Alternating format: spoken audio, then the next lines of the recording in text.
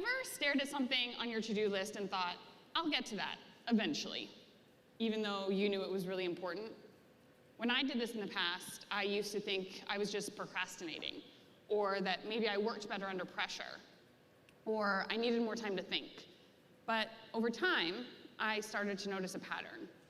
Avoidance was becoming quite the habit in my life, at work, in relationships, in moments where I felt unequipped, unqualified, or just deeply uncomfortable.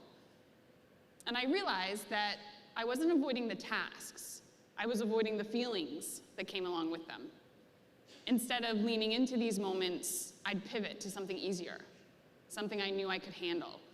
I told myself, I'll come back to those hard things later, but I actually rarely did. In a previous role, I was given a project that was full of new growth opportunities, new skills to learn, new teams to work with, real visibility. On paper, it was exactly what I wanted. But I found myself hesitating because I didn't want to look unqualified. I didn't want to ask for help. I didn't want to fail. So instead of leaning in, I played it safe. I focused only on the parts I already knew I could do well and quietly avoided the rest. And in avoiding the hard parts, I was doing the very thing I was afraid of. I was holding myself back. I was becoming my own barrier to growth. And that moment taught me that avoiding discomfort doesn't protect you. It just keeps you stuck. And it wasn't just at work. I was starting to see how this pattern would show up everywhere, especially during moments that demanded emotional presence.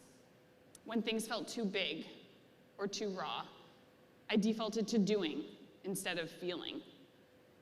Things like becoming a first-time mom during the pandemic or losing my father weren't experiences that I fully lived through. They became checklists.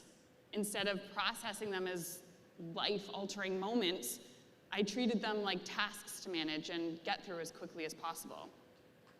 Eventually, I realized that the challenges we avoid don't disappear. They wait. And sometimes they grow. And what I've learned, sometimes the hard way, is this. The only way out is through. So today, I want to share with you what avoidance has cost me and what moving through it has given me. It's easy to think that avoidance looks like laziness or disengagement, but I've learned that it often wears a much more polished disguise. Avoidance can look like being busy, just with the wrong things. It can sound like, I just need to do a little bit more research, or let me get a few things off my plate first. It can even feel productive, because you're doing something, just not the thing that actually matters.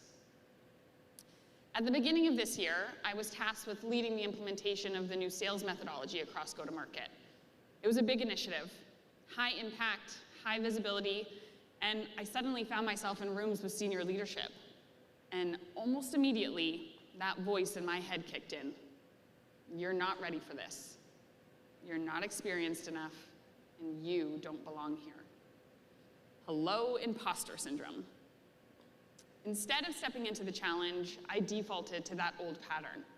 I buried myself in slide decks, polished planning docs to death, obsessed over frameworks and messaging, all the things I could control. And when I needed to collaborate with leaders, I chose the safety of Slack instead of real-time conversations. I got the job done, but not as effectively as I wanted to, and definitely not as confidently as I wanted to. The thing is, avoidance doesn't always look like shutting down. Sometimes it looks like perfectionism, over-preparation, busyness. But underneath all of it, fear. Fear of looking like you don't know what you're doing, fear of asking for help, fear of being found out. So we're not always avoiding tasks. Sometimes we're avoiding the feelings, a conversation, a decision, or a moment of truth. Avoidance can feel safer than failure. It can feel safer than being seen. But that safety is an illusion, because the challenge doesn't go away, it just waits. And while it waits, we stay stuck. In a place like 1Password, especially with all the things we're trying to accomplish and go to market, taking the safer path and avoiding the challenging work just isn't an option for us. Some of the deepest avoidance in my life didn't happen on a Zoom call or on a project. It happened when my dad died. And if I'm honest, I didn't really let it happen. I tried to manage it, contain it, outsmart it. During the time of my dad's death, I was on maternity leave with my then 10-month-old. We had just moved into a new house, and I had been given power of attorney over all of my dad's medical decisions. Simply put, it was stressful as, well, you can imagine. But I told myself that I needed to stay strong for my family, for my dad and my brother, and for myself. So I did what I know how to do. I stayed busy. I got things done. I made lists, handled logistics, checked boxes. Grief felt like something I didn't have time for, something I didn't know how to do right. It wasn't until the doctors told us that we only had a couple days left with my dad and my brother had to physically remove the checklist from my hands that I realized I couldn't avoid it anymore. It was coming, and avoidance wasn't going to help me. What I didn't realize is that avoiding grief doesn't make it smaller. It just delays it. And over time, that emotional debt starts to collect interest. For me, it started showing up in unexpected ways, like daily anxiety or micromanaging every single thing I could get my hands on. I wasn't handling it, I was carrying it, and it was getting heavy. Eventually, I realized that the only way to move through the grief was to actually feel it. For me, that started in therapy. Not a big breakthrough, just tiny moments of honesty. Sentences that sounded like, I am not okay right now, or I do not know what I'm doing. And from there, slowly, the weight started to shift. Grief taught me something that I carry into all my hard moments now. At work, in life, in leadership. You don't become more capable by avoiding the hard thing. You become more capable by going through it. Grief cracked something open in me, and what I realized is this: avoidance doesn't protect us, it traps us. And moving through the hard things, no matter how messy or uncomfortable, is the only way we grow. Over the past few years, I've started to build a toolkit, or a backpack, if you will. Not a perfect one, but a personal one, for recognizing when I'm avoiding and choosing to move forward anyways. So let me share a few things that I've put together that have helped me make that shift, both at work and in life. Start before you feel ready.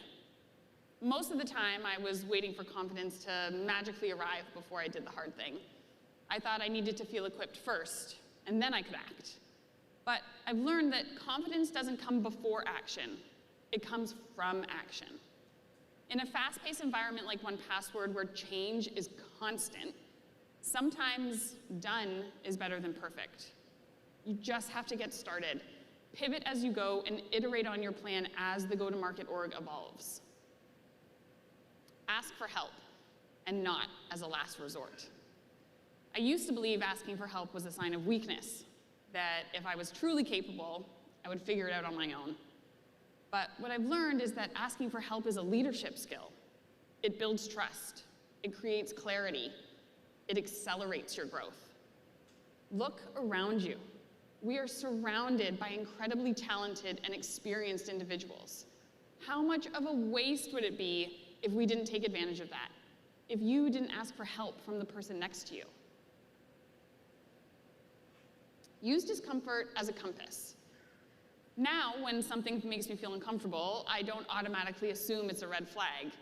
Sometimes it's a signal that I'm about to grow. Discomfort doesn't always mean danger. It often means importance. So this is about turning discomfort into a tripwire. How you can use it as a reminder to stop and think and sit with the feeling long enough to know why it's happening, and then intentionally move forward. I am not perfect at this. I still catch myself avoiding things when they feel too heavy or too uncertain, but now I know what to look for. I have a language for it, and I have tools to move through it, one small step at a time. The truth is, avoidance still shows up for me. It whispers, "Not now." It says, "You are not ready." My all-time favorite, "You are not good enough." But I've learned to recognize that voice, and instead of obeying it, I get curious. Because growth doesn't happen in avoidance. It happens in motion, in action, in vulnerability. This is my dad. And that's my cousin who refused to put her phone away. And my dad taught me a lot of lessons in life, some loud and some quiet. But the one that sticks with me most now is this. You don't get to skip the hard stuff.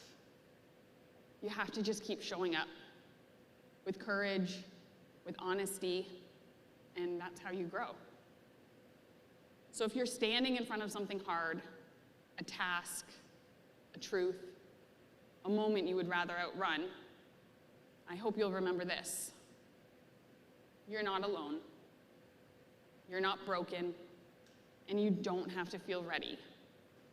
You just have to take one small step, because growth lives on the other side of discomfort, and the only way out is through. Thank you.